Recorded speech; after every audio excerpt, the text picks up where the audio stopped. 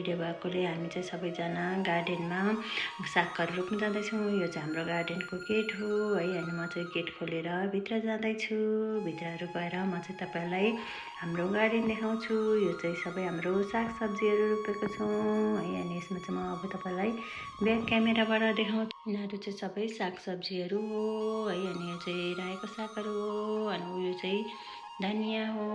अनि त्यहाँदेखि यो चाहिँ करेला नेपालबाट ल्याएर रोपेको। अनि यो चाहिँ काँक्रा हो, तर दुईवटा मात्रै आएको छ। यो सिमी हो है। अनि यो चाहिँ टमाटरको बिरुवा हो, फर्सी हो भन्दै हामी चाहिँ गफहरू गर्दै त्यहाँदेखि चाहिँ हामी सागको बिरुवाहरू उखाल्न थाल्यौँ। हामीले चाहिँ सागको बिरुवाहरू उखाल्दै थियौँ। अनि त्यसमाथि खाने सागहरू पनि छुट्याउँदै थियौँ। हामी चाहिँ गफ गर्दैछौँ क्या सागहरू कति आएको छ है बाक्लो भन्दै गफ गर्दै हामी तिनजना चाहिँ यताउता नेपालको गफहरू गर्दै सागको बिरुवाहरू उखाल्न थाल्यौँ।